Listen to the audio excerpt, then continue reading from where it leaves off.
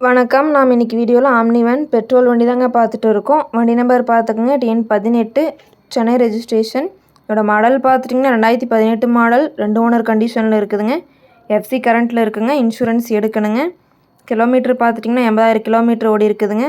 Tyre condition பார்த்துட்டிங்கன்னா 90% இருக்குதுங்க. MPF engine வந்துடுதுங்க. இந்த வண்டிக்கு கஸ்டமர் கேட்குற ப்ரைஸ் பார்த்துட்டிங்கன்னா 3,25,000 கேட்குறாங்க.